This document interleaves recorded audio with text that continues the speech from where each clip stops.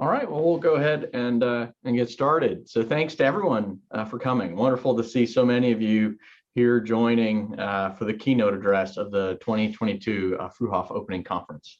We're certainly grateful for the Frueauff Foundation for the financial support to make the entire opening conference and the closing conference possible. So my name is Tim Diet. I'm Executive Director of SHEP, and this conference is a few technical things to say. The conference is being recorded. It'll be posted for interns to access on the Canvas site for the program. We will be conducting a Q&A, so feel free to add those questions in the Q&A feature, please, as we go along. We'll get to as many of those as we can. As a reminder, SHEP encourages the study of poverty as a complex social problem by expanding and improving educational opportunities for college students in a wide range of disciplines and career trajectories. Through its programs, SHEP and its member institutions prepare students for a lifetime of professional and civic efforts to diminish poverty and enhance human capability while respecting the dignity of every person. I also hope we also support connections among students, faculty, staff, alumni, and community partners engaged in the study of poverty. Today, we continue that study by hearing from Dr. Olugbenga Ajilore and his talk titled, "What Does It Mean to Center Equity at the USDA?" Dr. Ajilore is a senior advisor in the Office of the Undersecretary for Rural Development in the United States Department of Agriculture. I have had the distinct honor of knowing Dr. Ajilore for the past 15 years or so, beginning not too long after he graduated from Claremont Graduate University with a Ph.D. in economics. As an undergraduate, Dr. Ajilore studied economics at the University of California, Berkeley. He's had a distinguished career as an academic, as an associate professor of economics at the University of Toledo. He then went on to serve as a senior economist at the Center for American Progress. He's also served the broader profession in many ways, including as president of the National Economic Association. His expertise includes regional economic development, macroeconomic policy, and issues in diversity and inclusion. He has been invited to testify before Congress and has been featured in the New York Times, the Wall Street Journal, and the Washington Post. We really are privileged to have Dr. Ajilore here to join us.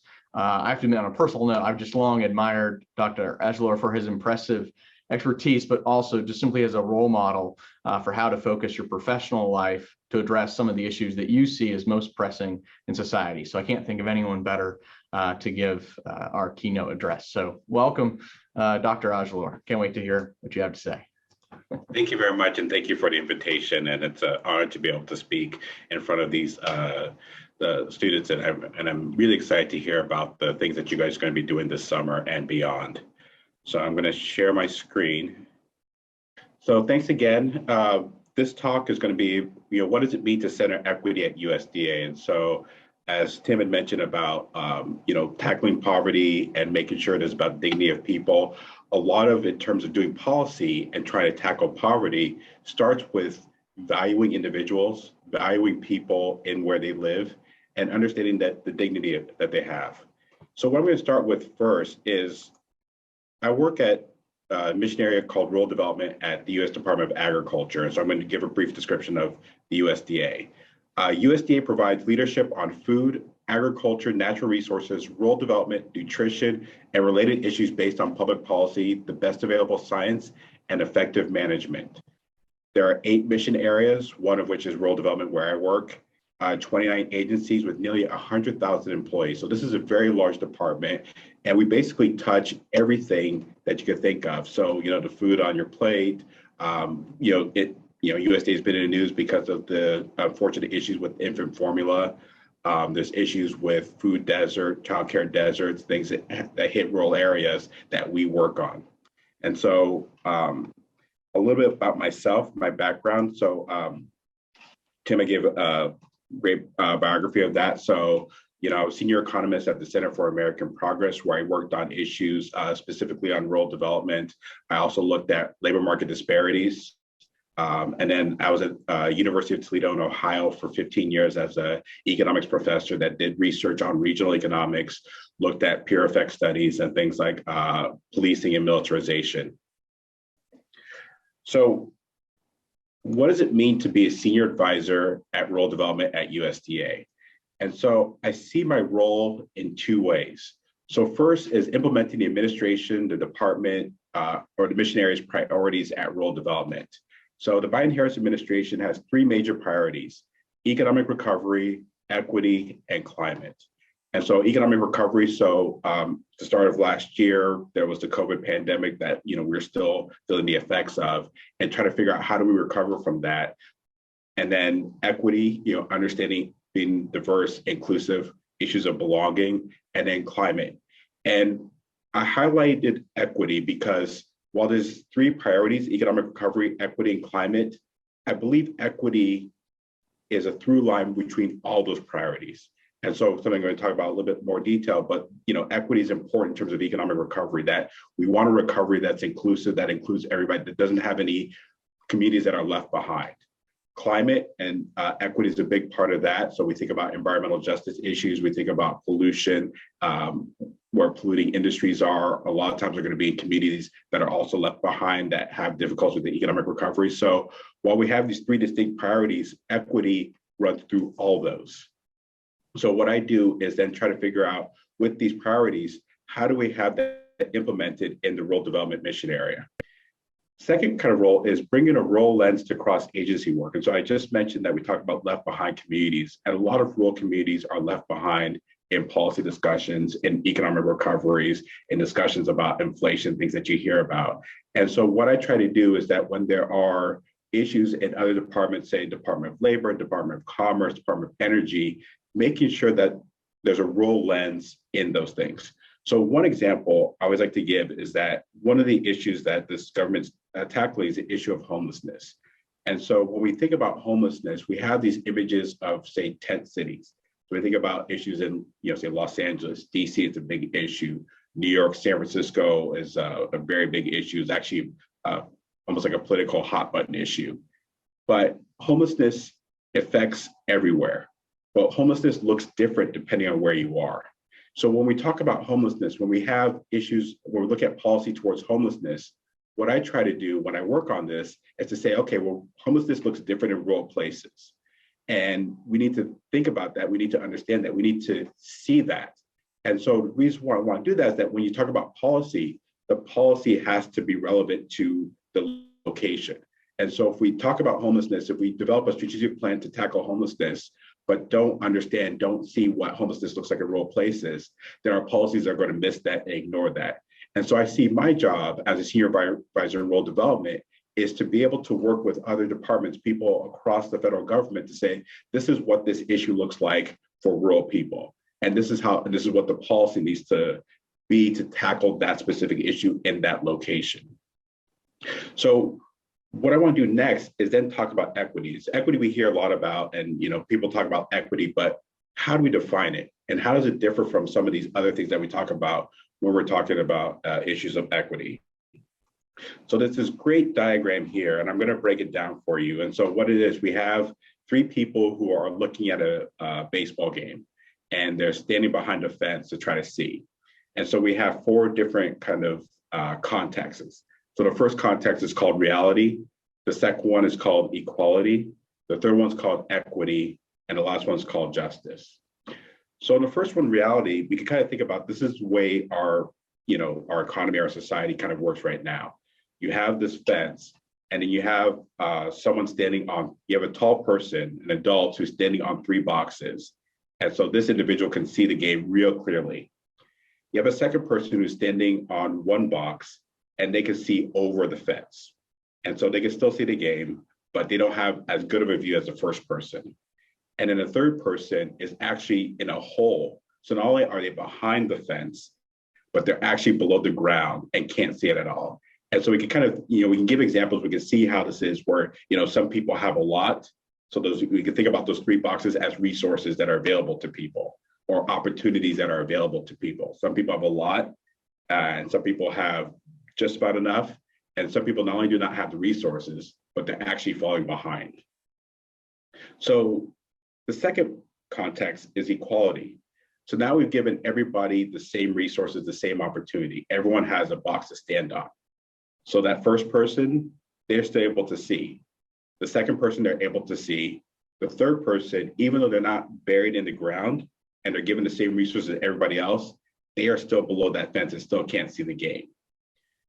Equity, now in this one, the first person doesn't have any box, but they're tall enough, they're an adult, they can see over the fence. Second person has one box and they're able to see over the fence. And that third person now have been given two boxes and now they can see over the fence and they're all able to see the game. And so the difference, and so when we talk about equity versus equality, it's not about giving these people the same resources. It's about giving the people the appropriate resources so that they are able to participate in this endeavor. And so, a lot of the work that we do now, a lot of work that the federal government does is about equity, is about targeting resources, the appropriate amount of resources to people with the most need. But one thing that we have to think about is that our job is not done with equity. At the end of the day, the best thing to do is just to get rid of the fence. And that way we don't have to worry about what resources are given to people. If we take down the fence, take down that barrier, everyone gets to see it and we don't have to worry about allocating resources in a certain way. So I always like to think about my job is to get us from reality to equality to equity. And then at some point, hopefully go from equity to justice. So what does this look like in action? So think about this number of different equity initiatives at the Department of Agriculture. So on day one, January 20, 2021, the president issued a couple of different executive orders related to these priorities. So first I want to talk about the equity executive order. So this executive order 13985, this was a whole of government equity review where we said, okay, let's look at every agency, every department, what does equity look like at that department? So what that means is that we go through all our programs, processes, procedures, staff, and say, are there barriers to equity in how we run things? And so from January to August, every department, every agency did a review of equity and barrier issues and created a report. And then every department wrote a report and sent it up to the Office of Management Budget. And so then the administration could look at that and say, okay, this is what it looks like right now. So this is what reality is, kind of outlining what reality looks like and what are the barriers that happen. After creating that report, then each department created an equity action plan. And so I said, okay, these are the barriers that we have. These are the barriers that we found in our department. Here are the actions that we want to take to dismantle some of those barriers, to reduce some of those barriers, to get past that. And so then in January of this year, each department created an equity action plan. And there are links at the administration at the White House's website to each department, a summary of their equity action plan. So, at USDA, some of the action barriers that we find, one is for a lot of the programs, especially at rural development, to be able to say, get clean water or septic tanks or things like that, you apply for grants or you apply for loans. Now, the process of applying for grants and loans is very onerous. You're looking at, not just money, but time and effort. And then there's also the ability to be able to understand how this program works. And so this creates a barrier, particularly for rural communities, because for a lot of places to be able to apply for grants, that's a full-time job and then some. And these small communities of say 5,000, 1,000 people, the person applying for the grant is also the person who owns the bank, but is also on city council. So they just don't have the time to be able to do that. So they aren't able to do that. So then one of the things we look at is, okay, what can we do at rural development at USDA to lower those barriers to applications? Another issue, and this is something we'll get to a little bit later, is there's a lack of trust in the federal government, that the federal government, has left communities behind. And so while people may say, it's like, oh, there are these programs, there are these grants available to you, people don't trust that the government wants to do it for them. And so for good reason, there's a lack of trust in federal government. So some of the things we think about is like, how do we build back up trust? How do we get people to trust us and then want to work with us? So those are some examples. And in our action plans, like these are the actions that we're going to take to try to reduce and remove those barriers. Another executive order on day one was Executive Order 14008, which is called Tackling the Climate Crisis Abroad, at Home and Abroad. And so there are two aspects here. So first, there's an initiative called the Justice 40 Initiative. And what this states is that the federal government is going to direct 40% of climate benefits of their programs to disadvantaged communities. And so here, a lot of times when we talk about climate work and doing climate smart agriculture or climate forward stuff, we aren't thinking about disadvantaged communities. We aren't thinking about persistently poor communities. We're thinking about, putting solar panel on roofs of houses.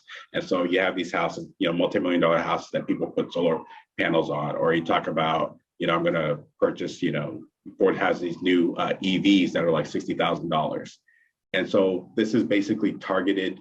You can think about that image of reality. These are targeted to people who already have the resources and opportunity to be able to engage in that. So the question is, with these programs that we do, how do we direct it to places that are left behind? And so focus on that. So that's what the Justice 40 initiative does. The other part is climate adaptation plan. So as we all know, climate change is an issue, and it's getting worse and worse every year. So we think about hurricanes and tornadoes, and hurricane season technically starts, I think, like end of June, but we're already seeing the first one. I think it was Hurricane Agatha, and there's going to be Hurricane Alex, like it's starting earlier. So the question is, what are the steps that we're taking right now? What steps can we take to be able to adapt to these adverse events? So what are the things that we can do? And so we, especially in rural places, this is an issue. We think about in the West with the wildfires, like there's one right now going through in New Mexico. What are the things that we're doing in terms of building fire-resistant housing, or actually making sure that we aren't building in areas that are susceptible to adverse climate events? We think about the issue with agriculture. There's a lot of droughts in the Midwest, and then tornadoes that harm farmers.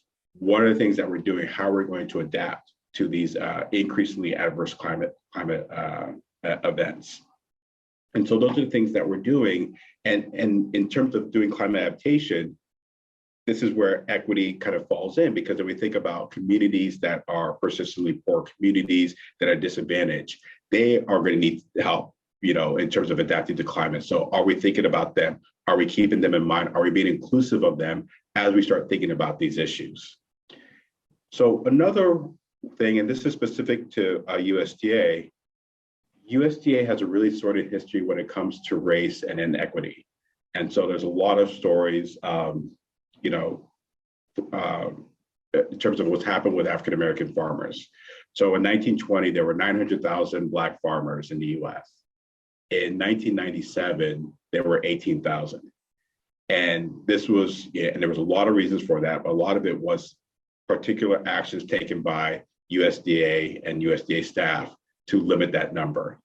And since 1965, there have been a number of reports trying to look at equity and saying, okay, well, what are some of the things that we can do to improve equity? And there are some steps that some of these recommendations that were taken, but there are a lot that weren't. And one of the things that USDA is doing this year, and this comes out of the American Rescue Plan, is creating an equity commission. And so the purpose of this equity commission is a 15-member commission to basically look through and review all the issues of equity, take it a step further than what that Executive Order 13985 did, and say, what are some of the issues that face USDA?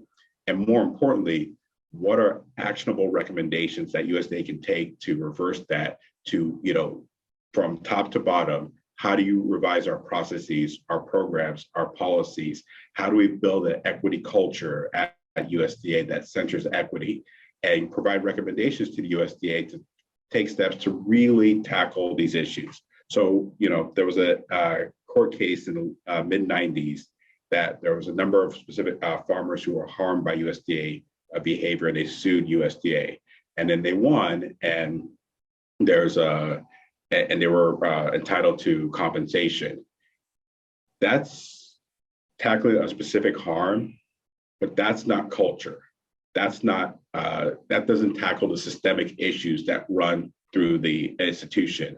And so what's different with the Equity Commission is, what are the things, how do you tackle those systemic issues? So first of all, what are these systemic issues? What are these structures that create these inequities that lead from, Black farmers going from 900,000 down to 18,000 to now even fewer?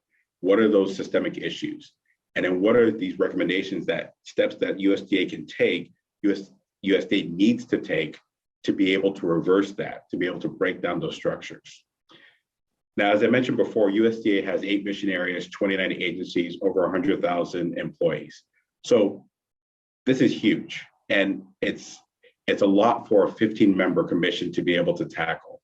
So in addition to the Equity Commission, there's a number of subcommittees that have been established to actually focus on specific mission area issues.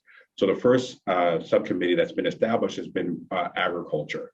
And so this is another 15-member subcommittee that looks specifically at agriculture issues pertaining to farmers, beginning farmers, urban and rural farmers, and to look at, and what they're going to do is create a report that gets sent up to the Equity Commission, and then they create these recommendations from that. A second subcommittee that's currently being established is on rural community and economic development. So kind of the issues that face the mission area that I work at rural development. And so again, they're going to create a report, and then the Equity Commission is going to create recommendations that's going to be sent up to the USDA. One other thing I want to note is USDA is different from a number of different departments where they have what's called the Farm Bill that provides the funding and kind of the rules and regulation that oversee all the policies at USDA. And so every 5 years, the Congress passes a new Farm Bill and update there's different titles, like titles on energy, titles on rural development, titles on agriculture, titles on forestry. And they update that, and then that governs how USDA works. So in 2023, the Farm Bill is going to be up again. And so what's going to be important with the Equity Commission and the work that they do is that a lot of these recommendations are would hopefully be able to inform the Farm Bill conversations next year, and then be able to be put into the Farm Bill, because this is a way of tackling these systemic issues. This is a way of institutionalizing, centering equity throughout the department. And so this Equity Commission work is going to be incredibly important in terms of trying to change how USDA works. So going from USDA to the rural development mission area, how do we tackle poverty at rural development? And so a lot of these communities, so we think about persistent poverty. So we define persistent poverty as a census term where it's a county that has a poverty rate above 20% over 30 years. So that's it's just they're persistently poor. And one of the stats, not exactly sure this is correct, but out of all the persistent poverty counties, about 80% of them are in rural counties. So persistent poverty is a real issue in rural places. So what are the things that we do? So one of the things that we've done and worked on here is create a new framework for investment in rural communities. So what we do is we take a data-driven approach paired with stakeholder engagement to target investment in historically underserved rural communities. So what we want to do is say, okay, well, let's look at the map of what areas are persistently poor. Then in that map say, okay, does rural development invest in these communities?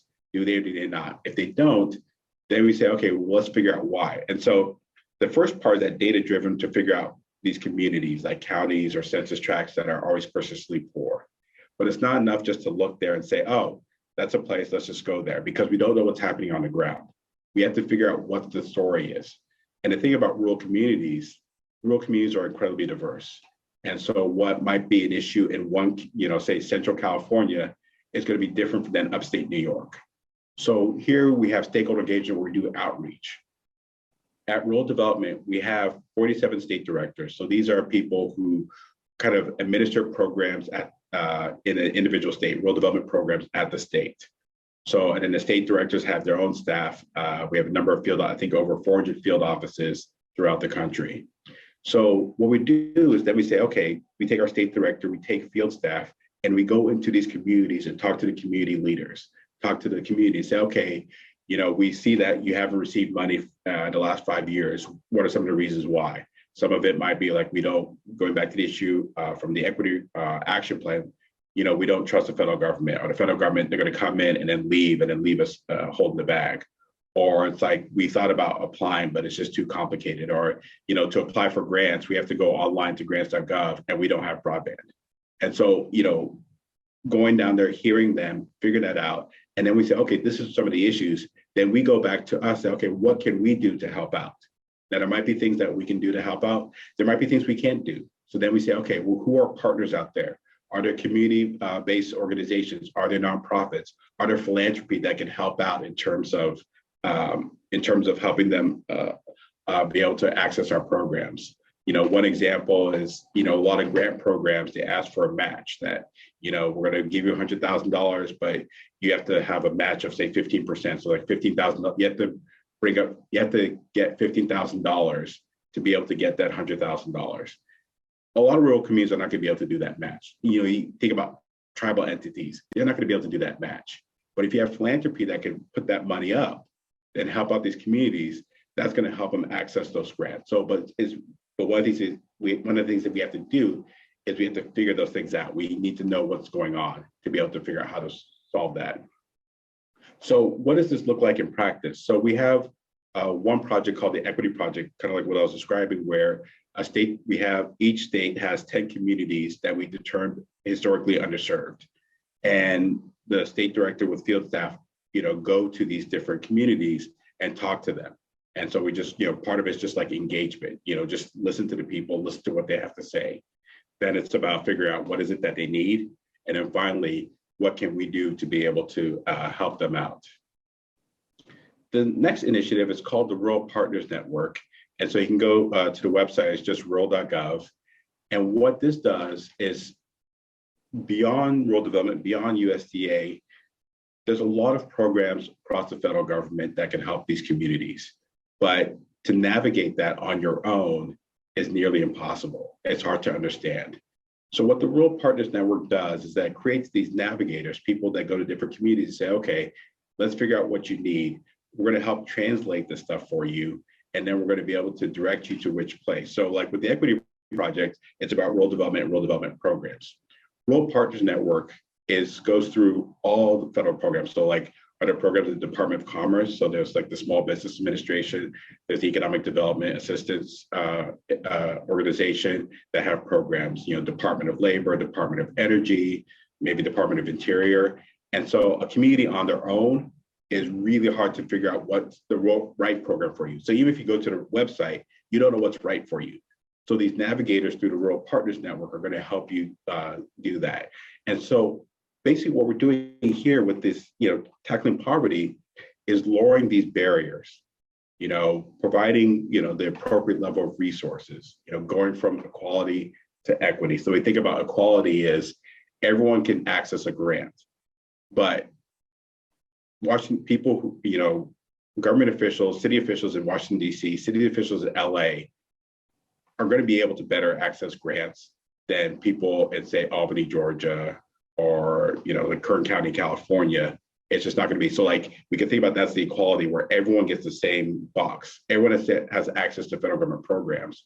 But because larger cities have full grant officers, people who have experience, people who used to work in government, who now work in these grant offices, are going to be able to do it. You think about philanthropy, like a lot of philanthropies are not going to go to small communities, not going to go to small towns and, put money there because they'd rather put their money in, larger cities. So equity is then about, okay, these smaller communities need more help. So we're going to put more resources, more staff, more assistance to help them get a leg up in terms of competing for these grants. So that's what we do here at Rural Development in terms of trying to tackle poverty. So I've talked a lot about what's happening at USDA and rural development. Well, what does this mean for you? How does it apply in your case? So from what I understand that you have, you're going to be working in different places and, working on anti-poverty issues. And so in terms of anti-poverty, we're thinking about centering equity. So what does that mean for you this summer? So to think about centering equity is taking an equity lens to the work. And so what does that mean? When you take an equity lens, you're asking, think about 3 questions. Who is not at the table? Who might be left out? And how do we engender belonging? So when we think about policy, so this goes back to where I say bringing a rural lens to cross-agency work and like that homelessness issue. When we see people talking about homelessness, I know rural communities are not at the table. So I need to make sure that rural communities have a seat at the table when they're talking about homelessness policy, who might be left out. So we talk about rural communities, but rural communities are diverse. We talk about rural, so we think about, what's the image of rural communities out there? So we think about Appalachia, we hear a lot about it. We hear about the Midwest, but we don't hear about the South. We don't hear about rural communities in Washington State. We don't hear about rural communities in, say, like Arizona, right? When we think about Arizona, we talk about red states and blue states, where red equals rural and blue equals urban, which is completely wrong, and it ignores and leaves out certain communities. Like, I grew up in California, and the Central Valley is very rural and very agriculture. Northern California is also very rural, some agriculture, but that might be more, say, timber. And so we say California is a blue state and it's urban, but who are we leaving out? We're leaving out the Central Valley, we're leaving out Northern California. So when we start talking about these things, like, okay, we're talking about Californian issues, we need to think about everybody all throughout the state. And then that last part, how do we engender belonging? So, when we talked about issues, specifically when we talk about race, and actually I'll get back to this issue of equity and what it actually means. There was a talk about diversity, that we want more diversity. Then people talked about inclusion. So it's diversity, inclusion. And then, but the thing is belonging. And so it's one thing to have a diverse group, but if they're not, part of the decision making, if they're not actual heard, then it's like, is that really useful? So then we talk about, well, inclusion, we want to include people. Okay, so now they're here, they're discussing, but do they feel comfortable? Do they feel, that they belong there? And so the last part is, as important as belonging, is like, yes, we have you in a room, you have a seat at the table, but it's not, we need to make sure that you feel like you belong, not that we're doing a favor for you to have you here. And so belonging is like, you belong in that place. And so that's the kind of thing that we have to start thinking about. And so I think it's kind of hard that I heard this kind of an example of, like, diversity is inviting people to the dance, inclusion is getting them on a dance floor, and then belonging is playing the music that they like. And so that's kind of how we have to kind of think about it. So it's a mentality, it's how we think about it. And so I want to go back to this definition of equity. And so when we talk about equity, it's not just about race. It's about groups that are, it's a lot about groups that might have been held back. So it's race, it's gender identity, it's sexual orientation, it's geography, it's accessibility. And so any group that's been left behind, any group that's been, disadvantaged, that's equity. And so while we talk about race, because race is kind of fundamental, equity, so like wherever you are, there's going to be groups that are left behind, groups who are like on the wrong side of the tracks. And those are the people that need to be at the table, who need to be included, who need to be made felt that they belong. But then this equity work is not going to end this summer. And so when you go, after your summer program and wherever you go off after that, continue to ask the questions. Whatever institution you are, bring that lens back to that institution. Say, okay, well, where's that equity lens? In this different scenario, who's being left out? Who's not at the table? Who doesn't feel like they belong? Let me make sure I do that. And then finally, model the behavior for others. So always ask those questions. Like, as you do this work, people are going to see you. And so there's going to be, and now this is not going to be easy. This stuff is hard. There's going to be a lot of pushback. And this is something we see, like the example of Black farmers, USDA wanted to pay off their debt, and USDA got sued and we lost. And so, there's always going to be pushback. So this work is hard. But as you kind of, if you're in a position to, push for equity, push to center equity, because other people are going to see you. And when you're able to do that, that's going to give other people the motivation, the strength to be able to do that. So model the behavior for others. And so that's the end of my talk. Look forward to any questions or anything that you, questions or comments that you have. Thank you. Thank you. Really appreciate all of that, Benga. This is the downside of the webinar format, right? Is you can't even get the meeting where like at least you get the little applause button or that sort of thing. Well, there's a couple questions in the Q&A. I've got some questions, but I hope others will continue to put them in the Q&A. So, one question. We'll do that. Oh, not answered. Sorry, I did hit the wrong button. So Marissa Charlie asked, does the USDA need cooperation from state government leaders in order to address persistent poverty counties? I see that Mississippi has the highest number of persistently poor counties. Does USDA need support and cooperation from Mississippi Governor Reeves and others to do your work? Oh, definitely. It's important that we have state buy-in. A lot of times we'll have programs where allocation of funds goes through the state. And if the state doesn't, fund these programs, then there's nothing that we can do about it. It doesn't actually help. So, you have to have state buy-in, and you can't, it's actually a struggle that we have. Like, how do you get states to do these things? How do you get localities to do these things? And you want to, there's like the whole carrot versus stick. And it's like the stick, people are always going to be resistant, but carrot, people may not take it. And so, but at the end of the day, it's the community that's hurt. So how do we get, these actors to work in a way that's going to be best for their community?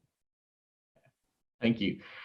So another question is, I believe you mentioned using the federal poverty line when determining whether a community suffers from persistent poverty. Is there any concern at the USDA about using the official federal poverty measure that has been in place since 1969, but slightly adjusted over time, and has been criticized as being out of date and a severe underestimate of poverty? Their concern is that we cannot accurately assess poverty. If we can't accurately assess it, then we can't address it. So it's a great question. I appreciate you asking that question, because there is a concern about using that. And there's actually a concern about using persistent poverty, because a lot of the work that we do is like we have, this equity project, we're putting money into communities. Persistent poverty measure is not going to change for another 10 years, right? Because we measure over 30 years. So we don't see the change. So the question is, are there other measures that we can use that can still get at that? And so one of the things that we do is there's the CDC, Center for Disease Control and Prevention, has a measure called the Social Vulnerability Index that has 14 different demographic measures that has race, household, business, labor market statistics. And so we have, and it goes from scale from 0 to 1. So a community that scores at 0.75 or higher, we consider socially vulnerable. So as part of the equity project and figuring out, in addition to persistently poor, we also say, are they socially vulnerable? Then there's a think tank called Economic Innovation Group, and they have a measure called the Distressed Communities Index that has 7 measures, again, demographic, like business establishments, adults without high school, poverty income ratio, median household income, things like that. And that's also a scale from 0 to 100. And then they break them into quintiles. So the top quintile is prosperous, the next is comfortable, the third one is mid-tier, then there's at risk, and then that bottom quintile is called distressed. So then if you're distressed, that's it. That's one that we want to target. So one of the things that we do is we look at communities, say, okay, are you persistently poor? Are you socially vulnerable? And are you distressed? So then that's the community that has most need. So given those issues like persistently poor and the poverty measure, is we want to use as much data as we can, because this is actually an issue for rural places too, because there's not as much data because there's less people. So we want to get as much data as we can to get it's never going to be perfect, but we want to get as close to that as possible to be able to really reach people. And then that's where the outreach comes in, because then it's like, okay, we have this data from, national stats, but what's happening on the ground? So our state directors, our field staff are talking to the people who are there, and what do they think? And do they think they have need, or do they think they're more in need, or things like that? And so it's one of the things where we want to bring all the tools to bear to be able to tackle this issue. One question I had as you were talking about some of the targeting investments is just to put a little more,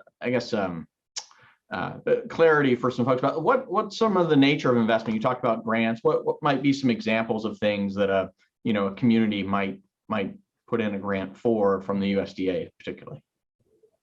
So the short answer is everything. You think whatever's in a community, rural development could fund that. So we have 3 agencies: the Rural Housing Service. So we have a single family housing program. So if people want to buy a house and they can't get it through other means or conventional means in a rural community, rural development can help people get a mortgage.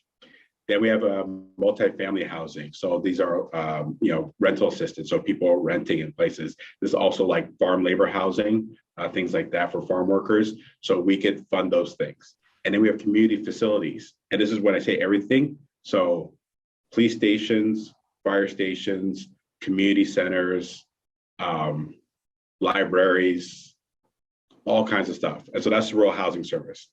We have Rural Utility Service. And so we have water and environmental. So if you want to have clean water or you need sewer, things like that, we could fund that. Telecom. So, this is where high-speed internet, things like that, electric, so electricity.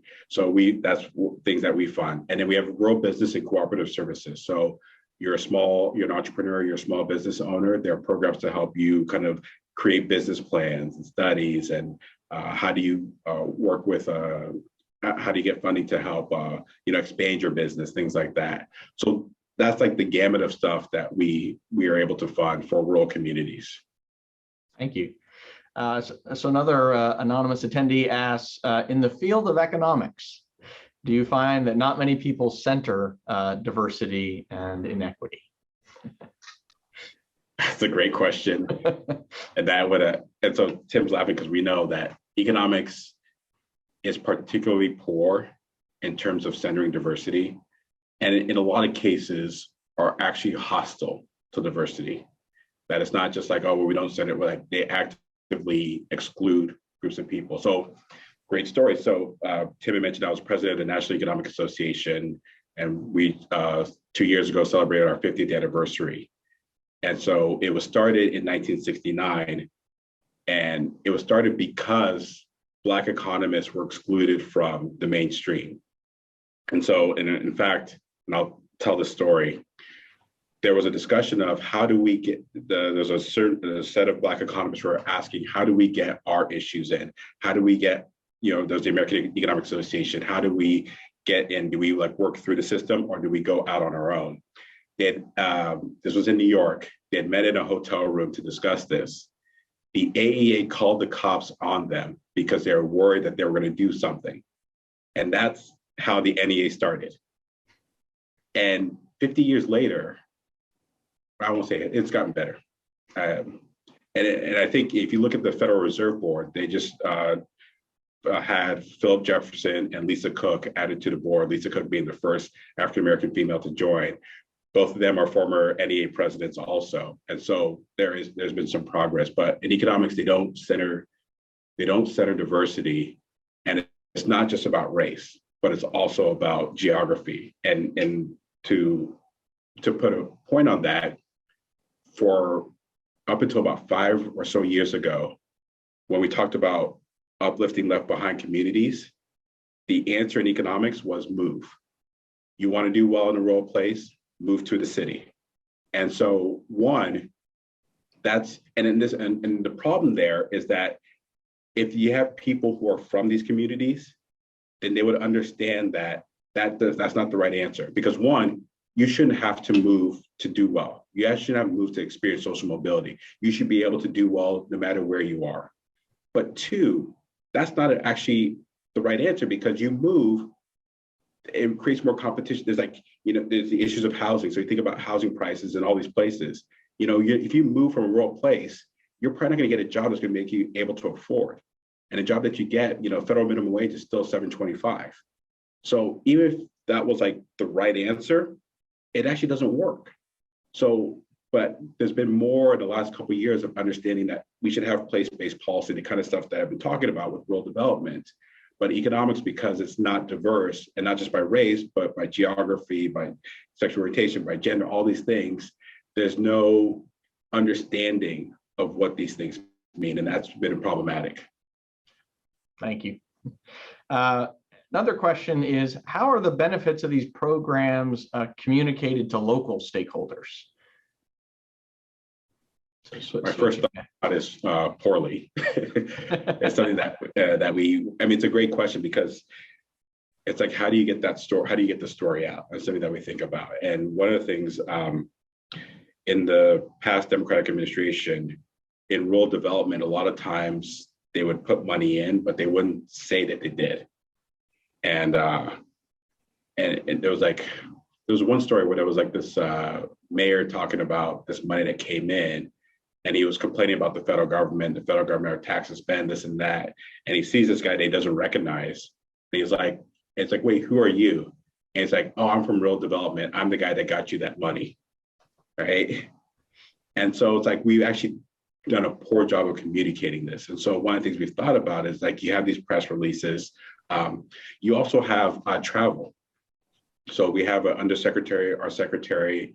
Actually today, our secretary is in Toledo, Ohio, my old stomping grounds, talking about money for a local grocery store in an underserved part of the community. And so if you have our state directors, we have our undersecretary, deputy undersecretary, people going out to travel, say, hey, here's some money that we brought in, and here's the story about what it is. This is what we did. This is a part of centering equity. These are part of the Biden-Harris administration priorities, and this is what it means for you and why this is helpful. So part of it is through press releases. Part of it is through local media. We use Facebook.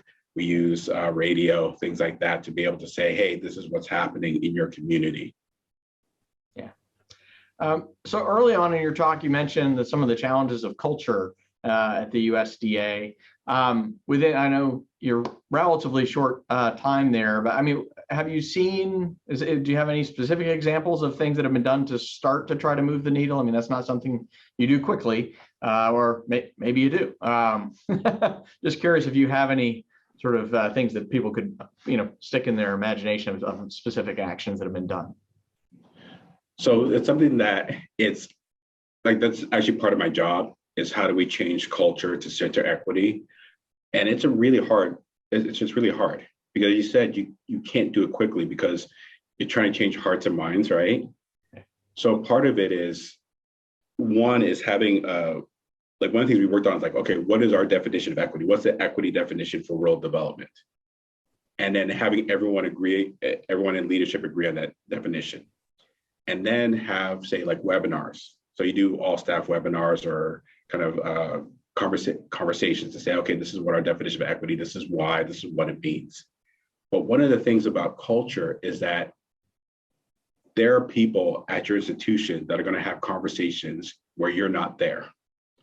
So the question you have to figure out, the thing you have to figure out is, how do you structure that conversation so that it forwards culture? And so a lot of that is just, having these conversations one-on-one and having people who are leaders